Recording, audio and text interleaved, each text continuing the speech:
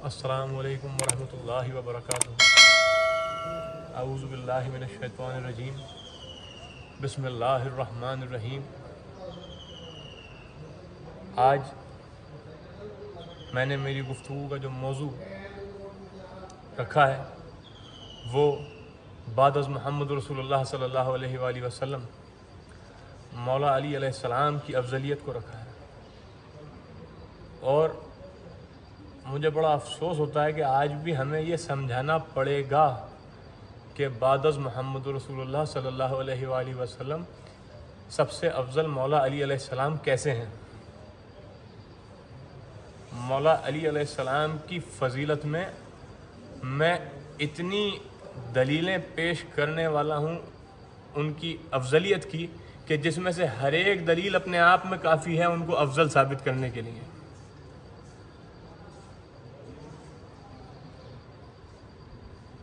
कैसे मुमकिन है भला उसके बराबर होना जिसके कुत्तों का मुकद्दर हो कलंदर होना। जिसके कुत्ते जिसकी गली का सग कलंदर हो जाए उसके बराबर किसका मर्तबा होगा। और सबसे पहले तो आशिकाने गरीब नवाज़ के लिए मैं हुजूर गरीब नवाज़ की रुबाई एक दलील के तौर पर पेश कर देता हूँ। आशिकाने गरीब नवाज़ के लिए वो काफ़ी है जो हुजूर गरीब नवाज़ की बात को मानते हैं। हुजूर गरीब नवाज़ सरकार फरमाते हैं औसाफ अली बगुफ्तगू मुमकिन नेस्त, गुंजाइश बहर दर सुबू मुमकिन नेस्त, मंजात अली रा बवाजिबी के दानम और इल्ला दानम की मिसले मुमकिन नेस्त। हुजूर गरीब नवाज़ सरकार ने यह फरमा दिया है कि मौला अली अलैहिस्सलाम की मिसल होना मुमकिन ही नहीं है। तो ये आशिकाने गरीब नवाज़ के लिए ये दलील काफ़ी है। और जिनके लिए ये दलील काफ़ी नहीं है वो अब ज़रा चलें और मौला कायनात की विलादत से मौला कायनात की ज़िंदगी का जायज़ा लेना शुरू करते हैं। कौन है जो काबे में पैदा हुआ सिवाय मौला अली अलैहिस्सलाम के। जब इस्लाम की पहली दावत रखी गई वो किसके घर में रखी गई। किसके वालिद ने हुजूर नबी अकरम सल्लल्लाहु अलैहि वसल्लम को दावत के पहले दिन से लेकर के अपनी आखिरी सांस तलक पूरा प्रोटेक्शन दिया, इतना कि जिसके पर्दा करने के बाद हुजूर को हिजरत करनी पड़ गई। जिस दिन तलक मौला अबू तालिब अलैहिस्सलाम इस दुनिया में ज़ाहिरी हयात में थे तब तलक किसी की ये हिम्मत नहीं थी कि हुजूर नबी अकरम सल्लल्लाहु अलैहि वसल्लम की जान पे हमला कर सकें। जिस दिन मौला अबू तालिब अलैहिस्सलाम ने इस दुनिया से पर्दा फरमाया उसके अगले ही दिन लोगों ने साजिशें करी और फिर हुजूर नबी अकरम सल्लल्लाहु अलैहि वसल्लम को अल्लाह का हुक्म हुआ कि अब आप हिजरत फरमाएं। किस ने इस्लाम की पहली दावत में हुजूर नबी अकरम सल्लल्लाहु अलैहि वसल्लम की पहली गवाही पेश की। साबिक़ून की फजीलत पढ़ी है आप लोगों ने कुरान के अंदर। सबसे पहले ईमान लाने वाले मुसलमानों की फजीलत कोई ला सकता है। जैसे कि आपने ये पढ़ा होगा कि जो फतह मक्का के बाद के मुसलमान हैं वो फतह मक्का से पहले के मुसलमानों की फजीलत नहीं ला सकते। इसी तरह से जिन्होंने हुजूर नबी अकरम सल्लल्लाहु अलैहि वसल्लम के साथ बॉयकॉट फेस किया शेब अबू तालिब में, उनकी फजीलत उन मुसलमानों की फजीलत दूसरा कोई मुसलमान नहीं लेकर के आ सकता। इसी तरह से और आगे बढ़ें ज़रा तो जब इस्लाम की पहली दावत ज़ुल-अशीरा हो गई, मौला कायनात ने पहली गवाही पेश कर दी और मक्का ने बॉयकॉट कर लिया और चार ज़ाते पाक हुजूर नबी अकरम सल्लल्लाहु अलैहि वसल्लम, बीबी खदीजतुल कुबरा, मौला अबू तालिब अलैहिस्सलाम और मौला अली अलैहिस्सलाम हुजूर के साथ शेब अबू तालिब के अंदर 4 बरस। अभी आप लॉकडाउन देख रहे हैं, चंद रोज़ गुजारने भारी हो गए हैं जबकि इस लॉकडाउन में सब आपकी मदद के लिए तैयार हैं। वो बॉयकॉट वो है कि जिसके अंदर पूरा मक्का हुजूर नबी अकरम सल्लल्लाहु अलैहि वसल्लम को बॉयकॉट कर रहा है और उसके अंदर सिर्फ 3 ज़ाते पाक उनके साथ में है। क्या उनकी फजीलत कोई लेकर के आ सकता है। अब حضور نبی اکرم صلی اللہ علیہ وآلہ وسلم کو جو شیب ابو طالب کا بوائکاٹ آپ نے فیس کیا، اس سے آگے جب بڑھیں ہم ذرا تو دیکھیں کہ بدر کے مقام پر حضور نبی اکرم صلی اللہ علیہ وآلہ وسلم نے ایک ایک شخص جس نے کسی بھی سامنے والی فوج کے شخص کو قتل کیا، فی نار جہنم کیا، اس کی کیا فضیلت بتلائی ہے۔ اور اس میں سے وہ انسان کہ جس نے پورے جو فی نار جہنم 70 لوگ ہوئے اس میں سے آدھے جس نے اکیلے نے قتل کیے ہوں، اس کا کیا مقام ہے۔ اور پھر آئیں ہجرت کے اوپر، ہجرت کے موقع پر جب 40 قبیلے حضور نبی اکرم صلی اللہ علیہ وآلہ وسلم کے بستر کے اوپر حضور کو قتل کرنے کے ارادے سے وہاں پر جمع ہے، اس وقت کون ہے جو بستر رسول پر سویا؟ یہ فضیلت بھی مولا علی علیہ السلام کے سوا کسی کو حاصل نہیں ہے۔ اور احد کی جنگ کے اندر جب تمام مسلمان حضور نبی اکرم صلی اللہ علیہ وآلہ وسلم کو چھوڑ کر کے چلے گئے، اس وقت کون تھا جو پورے لشکر سے تنہا لڑا؟ یہ بھی ذرا لوگوں کو غلط فہمی ہے کہ ہم لوگ جنگ ہار گئے تھے۔ ہم لوگ ہارے نہیں تھے، بظاہر یوں ہارنا لگتا ہے کیونکہ لشکر بھاگ گیا تھا، پر جب تلک ایک اللہ کا شیر جو حضور نبی اکرم صلی اللہ علیہ وسلم کا تنہا ترین لشکر کے برابر تھا، اس نے پورے لشکر کو بھگایا، اس کی فضیلت کے برابر کوئی آ سکتا ہے؟ جس کو اللہ اپنا شیر کہے اس کی فضیلت کے برابر کوئی آ سکتا ہے؟ جب خندق کے میدان کے اندر حضور نبی اکرم صلی اللہ علیہ وآلہ وسلم نے مولا علی علیہ السلام کو میدان میں جانے کی اجازت دی تو آپ نے کہا کہ کل کفر کے مد مقابل کل ایمان آیا ہے۔ تو ایمان و عمل پر ہی تو تقاضا ہونا ہے نا کہ کون کس معیار کا ہے، کس کی کیا فضیلت ہے، کون افضل ہے، کون بعد میں ہے۔ تو یہ کس معیار پر آپ لوگ ڈیسائیڈ کرتے ہیں؟ عمل پر ہی ڈیسائیڈ کرتے ہیں نا۔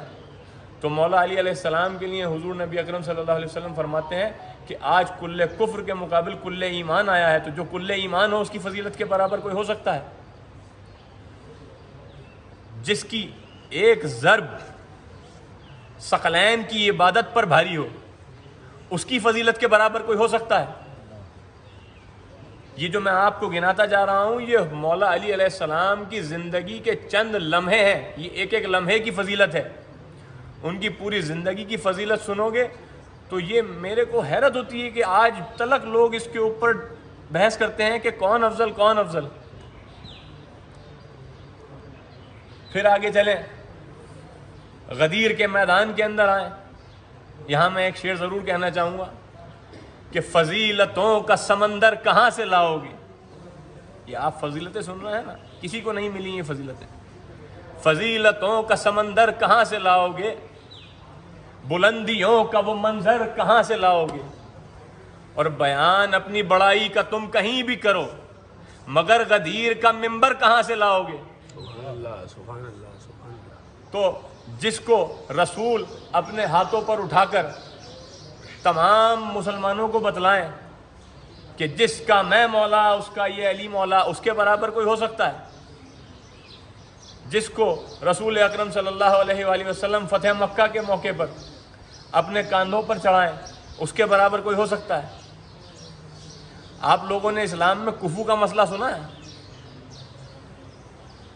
جو لوگ تھوڑا بھی علم رکھتے ہیں وہ یہ جانتے ہیں کہ اسلام میں نکاح یہ ترغیب دلائی جاتی ہے کہ اپنی بچی کا نکاح کفو سے کریں جو یا تو آپ کی حسب نسب میں، علم میں اور تمام معاملات کے اندر یا تو برابر ہو یا بڑھ کر ہو۔ تو اس روح زمین پر سب سے عظیم ذات پاک محمد رسول اللہ صلی اللہ علیہ وآلہ وسلم، ان کی شہزادی جو سیدۃ النساء العالمین ہے، سلام اللہ علیہ، جو پورے عالم کی عورتوں کی سردار ہیں، جو اس روح زمین کی سب سے عظیم عورت ہے، ان کا نکاح اس روح زمین کے سب سے عظیم شخص جو بعد از محمد رسول اللہ صلی اللہ علیہ وآلہ وسلم ہے ان کے ساتھ ہوا۔ کیا حضور نبی اکرم صلی اللہ علیہ وسلم کی شہزادی کا ہمسر مولا کائنات کے سوا کوئی ہو سکتا ہے؟ جس شہزادی کو حضور نبی اکرم صلی اللہ علیہ وآلہ وسلم نے جنتی عورتوں کا سردار بتلایا ہو، جس کے بیٹے جنت کے سردار ہوں، کیا اس کے برابر کوئی ہو سکتا ہے؟ آیت تطہیر میں جس کی فیملی موجود ہو، حضور نبی اکرم صلی اللہ علیہ وآلہ وسلم، مولا علی علیہ السلام، ماں خاتون جنت بی فاطمۃ الزہرا سلام اللہ علیہا، امام حسن علیہ السلام اور امام حسین علیہ السلام، جس کو اللہ کہے کہ ہم نے تمام رجس تم سے دور رکھے، انما یرید اللہ لیذھب عنکم الرجس اہل البیت ویطہرکم تطہیرا، جس کے خون کو اللہ نے رسول کا خون کہا، جس کو اللہ نے رسول کی نفس کہا، کیا اس کے برابر کوئی ہو سکتا ہے؟ اب آئیں ذرا مباہلے کے موقع پر۔ مباہلے کے اندر حضور نبی اکرم صلی اللہ علیہ وآلہ وسلم کا عیسائیوں سے یہ مباہلہ ہونا تھا کہ آپ اپنے گھر کے آدمیوں کو، اپنی عورتوں کو، اپنے بچوں کو لے کر کے آئیں، اور حضور نبی اکرم صلی اللہ علیہ وسلم اپنے آدمیوں کو، اپنی عورتوں کو، اپنے بچوں کو لے کر کے آئیں گے، ابناءنا و ابناءکم ونساءنا ونساءکم وانفسنا وانفسکم۔ تو حضور نبی اکرم صلی اللہ علیہ وآلہ وسلم اپنے گھر کے بچوں میں اپنے دو شہزادوں کو، امام حسن امام حسین علیہ السلام کو لے کر کے آئے، ابناءنا کے اندر، بیٹوں میں، جس کے بیٹے رسول کے بیٹے ہوں اس کے برابر کوئی ہو سکتا ہے؟ وَنِسَاءَنَا وَنِسَاءَكُمْ کے اندر حضور نبی اکرم صلی اللہ علیہ وسلم اپنی شہزادی ماں خاتون جنت بی فاطمۃ الزہرا سلام اللہ علیہا کو لے کر کے آئے، اور اپنی نفس میں حضور نبی اکرم صلی اللہ علیہ وآلہ وسلم مولا علی علیہ السلام کو لے کر کے آئے۔ اور ایک بات اور یہاں پر واضح کر دوں، کیونکہ جھوٹوں پر اللہ کی لعنت ہونی تھی یہاں پر، اس لیے رسول کسی ایسے شخص کو نہیں لے کے گئے جس نے دور جاہلیت میں بھی کبھی جھوٹ بولا ہو۔ یہ وہ ذات پاک ہیں کہ جنہوں نے کبھی دور جاہلیت میں بھی جھوٹ نہیں بولا، جن سے گناہ کا تصور ہی نہیں ہے، ان کو لے کر کے حضور نبی اکرم صلی اللہ علیہ وسلم اپنے ساتھ میں گئے۔ اور جب قرآن کہتا ہے کہ اے ایمان والوں سچوں کے ساتھ ہو جاؤ، تو جو افضل ہے اس کو کمتر کے ساتھ ہونے کا کبھی نہیں کہا جاتا، جو کمتر ہے اس کو افضل کے ساتھ ہونے کا کہا جاتا ہے۔ تو جب قرآن نے بتلایا سچوں کے ساتھ ہو جاؤ، تو قرآن ہی سے پوچھو کہ وہ سچے کون ہیں، تو مباہلے کی آیت میں آپ کو نظر آئے گا کہ وہ سچے کون ہیں، کہ جن کا کھلے میدان میں دشمن بھی جو ہے اعتراف کریں کہ ہاں یہ ہیں وہ سچے لوگ، اور اپنے لوگوں کو یہ بتلائیں کہ ان کے سامنے مباہلہ نہ کرنا ورنہ قوم عیسائیت نہیں بچے گی۔ کیا ان کے برابر کوئی ہو سکتا ہے؟ ہماری عقیدتوں کا مرکز ہے اللہ، اور پھر اللہ کا رسول، اور پھر اللہ کے گھر والے، اللہ کے رسول کے گھر والے، اس کے بعد ان کے غلام۔ غلام کبھی مالک کے برابر ہو سکتا ہے؟ آپ لوگ ذرا سوچیں اس بات پر کہ آپ لوگ کس کا تقابل کس سے کر رہے ہیں، کس کا مقابلہ کس سے کر رہے ہیں؟ گھر والوں کا مقابلہ در والوں سے کر رہے ہیں۔ سبحان اللہ۔ اور میں نے یہ جتنی بھی فضیلتیں حضور مولا علی علیہ السلام کی شان میں بیان کریں، آپ یہ جان لیں کہ حضور نبی اکرم صلی اللہ علیہ وسلم کی جتنی بھی حدیثیں ہیں یہ حضور اپنی مرضی سے نہیں کہتے۔ قرآن بتلا رہا ہے کہ رسول اپنی مرضی سے کچھ نہیں کہتے، جس کا قول و فعل اللہ کے مطابق، اللہ کی مرضی کے مطابق ہوتا ہے۔ اس نے جتنی فضیلتیں مولا علی علیہ السلام کی شان میں بتلائیں، وہ تمام کی تمام فضیلتیں اللہ نے دی ہیں۔ جس کو رسول صراط المستقیم کہیں اس کے مقابل کوئی ہو سکتا ہے؟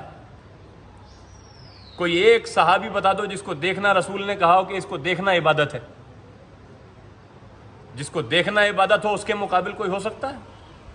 جس کا ذکر عبادت ہو اس کے مقابل کوئی ہو سکتا ہے؟ سبحان اللہ، سبحان اللہ، سبحان اللہ۔ مجھے حیرت ہے، آج تلک افسوس ہے اس سوچ کے اوپر کہ آج تلک رسول کے گھرانے سے رسول کے غلاموں کا کمپیریزن کیا جا رہا ہے۔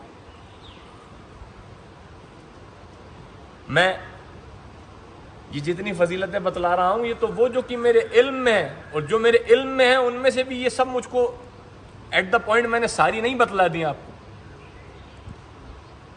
یہ فضیلتوں کا ایک سمندر ہے جو مولا علی علیہ السلام کے قدموں میں ہے. سمجھیں آپ میری بات کو. تو آئندہ ایسی جہالت کی باتیں کوئی نہ کرے کہ مولا علی علیہ السلام افضل ہیں یا فلاں افضل ہیں یا فلاں افضل ہیں. بعد از محمد رسول اللہ صلی اللہ علیہ وآلہ وسلم خدا کا شیر، اللہ کا ولی، وسیع رسول، نفس پیغمبر مولا علی علیہ السلام سب سے افضل فضیلت رکھتے ہیں. سبحان اللہ سبحان اللہ اکبر. یا رسول اللہ، یا علی، یا علی. سبحان اللہ سبحان اللہ سبحان اللہ. اللہم صلی علی سیدنا مولانا محمد وعلی آل محمد وبارک وسلم. اب میں ذرا مولائیوں سے بھی بات کرنا چاہوں گا. آپ حقیقت میں اگر عاشق مولا علی علیہ السلام ہیں تو آپ کے گھر میں نمازیں کہاں ہیں؟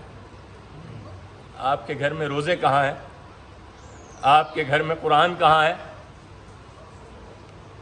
نماز وہ ہے جو فاقوں میں مصطفیٰ نے پڑھی، جو چکیوں کی مشقت میں فاطمہ نے پڑھی، گلے لگا کے زہر کو جو مجتبیٰ نے پڑھی، گلے لگا کے زہر کو جو مجتبیٰ نے پڑھی، جگا کے اپنے ہی قاتل کو مرتضیٰ نے پڑھی. اور جو چاہتا ہے کہ عظمت نماز کی دیکھے، میرے حسین کا وہ سجدہ آخری دیکھے. تو اگر ہم لوگ نماز کو ہلکے میں لے رہے ہیں تو ہم کہاں عاشقان اہل بیت ہیں؟ اگر ہم دین کو ہلکے میں لے رہے ہیں تو ہم کہاں عاشقان اہل بیت ہیں؟ آپ یہ دھیان رکھیں کہ کربلا کی جنگ کوئی عام جنگ نہیں تھی. یہ دو آئیڈیالوجیز کی جنگ ہے. ایک آئیڈیالوجی کا نام ہے حسینیت اور ایک آئیڈیالوجی کا نام ہے یزیدیت. یہ نہیں ہے کہ بس کربلا کے عاشورے کے دن جن لوگوں نے امام حسین علیہ السلام کا ساتھ دے دیا بس بات ختم ہو گئی. سوچ نہیں مرتی، انسان مر جاتا ہے. یہ سوچ قیامت تلک سوچ کی جنگ چلے گی. اس میں آپ کو فیصلہ کرنا ہے کہ آپ کس کے ساتھ ہو. اگر مولا علی علیہ السلام سجدے میں ضربت کھائیں اس کے بعد بھی آپ نماز نہ پڑھیں تو پھر آپ کہاں سے مولائی ہیں؟ اللہ. اگر ماں خاتون جنت بی بی فاطمہ الزہرا سلام اللہ علیہا چکیوں کی مشقت میں بھی نماز پڑھیں پھر بھی آپ نماز نہ پڑھیں تو پھر آپ کیسے مولائی ہیں؟ رسول اکرم صلی اللہ علیہ وآلہ وسلم کہیں کہ نماز میری آنکھوں کی ٹھنڈک ہے پھر بھی آپ نماز نہ پڑھیں تو آپ کیسے مولائی ہیں؟ امام حسین علیہ السلام سجدے میں اپنا سر کٹا دیں پھر بھی آپ لوگ نماز نہ پڑھیں تو آپ لوگ کیسے مولائی ہیں؟ خود کو آئینے میں دیکھیں کیا حقیقت میں ہم مولائی ہیں بھی یا ہم مولائی کا ٹیگ لگا کے گھوم رہے ہیں؟ آج ایک حدیث کے ذریعے میں آپ کو مولا علی علیہ السلام کی تعلیمات پر عمل کرنے کی ترغیب دلانے کی کوشش کروں گا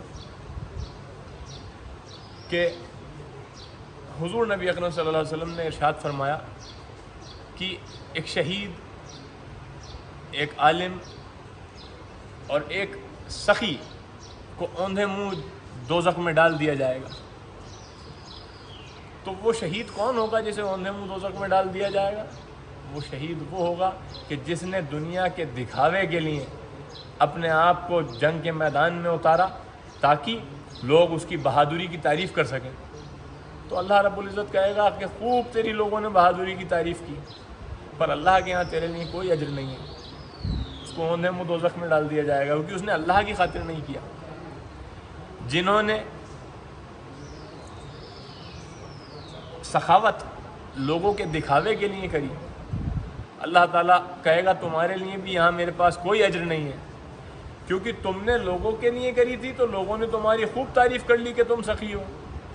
اسی طرح سے ہم خود کو کھنگالیں کہ اگر ہم حقیقت میں مولائی ہیں، ہم اگر مولائی اس وجہ سے بنتے ہیں کہ لوگ ہماری تعریف کریں کہ دیکھو مولائی ہیں. آج کل جو ٹرینڈ ہے، فیشن ہے کہ مولا کا نام لے کر کے ہم پاپولر ہو جائیں، مولا کا نام لے کر کے ہم مشہور ہو جائیں، بنا قرآن اور اہل بیت کی تعلیمات پر عمل کریں. تو اگر آپ فیشن کے لیے، پبلسٹی کے لیے، پاپولیرٹی کے لیے مولائی ہو، دکھاوے کے لیے، تو آپ اپنا انجام آخرت میں سمجھ جائیں کیا ہونے والا ہے. اور اگر آپ شرط آیت مودت اور اجر رسالت ادا کرنے کے لیے مولائی ہو۔ اللہ رب العزت قرآن میں حضور نبی اکرم صلی اللہ علیہ وسلم سے ارشاد فرماتا ہے قُلْ لَا أَسْأَلُكُمْ عَلَيْهِ أَجْرًا إِلَّا الْمَوَدَّةَ فِي الْقُرْبَى، کہہ دیجئے کہ میں تم سے کوئی اجر نہیں چاہتا سوائے اس کے کہ میرے قرابت داروں کی مودت میں رہو۔ تو جس کا گھر، جس کی فیملی رسول کی فیملی، مولا علی کی فیملی ہے، جس کی فیملی کی مودت میں رہنا اجر رسالت ہے، کیا اس کے برابر کوئی ہو سکتا ہے؟ بہرحال حضور نبی اکرم صلی اللہ علیہ وآلہ وسلم نے اجر رسالت کے اندر جن کی مودت رکھی ہے، اگر ان سے حقیقت میں محبت کرتے ہو اللہ کی رضا کے لیے تو ان کی تعلیمات پر عمل کرو گے، ورنہ نام لوگے مولا کا اور کام کرو گے یزید کے تو آپ عاشقان اہل بیت نہیں ہو۔ تو میں آج مولا علی علیہ السلام کی اس شہادت کے موقع پر آپ سب کو قرآن اور اہل بیت کی تعلیمات پر عمل کرنے کی توفیق اللہ دے، یہی دعا کروں گا اور آپ کو اسی کی ترغیب دلاؤں گا۔ اور ہم اس کے بعد میں ایک کلپ چڑھائیں گے جس کے اندر مولا علی علیہ السلام نے اپنے آخری وقت کے اندر جو وصیت کی، آپ انشاءاللہ سماعت فرمائیں اس کو اور قرآن اور اہل بیت کی تعلیمات پر عمل کریں۔ میں تمام عاشقان اہل بیت سے یہی گزارش کروں گا کہ اس پیغام کو حضور غریب نواز کی بارگاہ سے جو میں نے آج پیغام دیا ہے اس کو زیادہ سے زیادہ لوگوں تک پہنچانے کی کوشش کریں اور ثواب جاریہ حاصل کریں اور تمام رسول اور آل رسول کی قربت حاصل کریں، اللہ کی قربت حاصل کریں اس پیغام کو لوگوں تک پہنچا کر کے۔ وما علینا الا البلاغ المبین۔ السلام علیکم ورحمۃ اللہ وبرکاتہ۔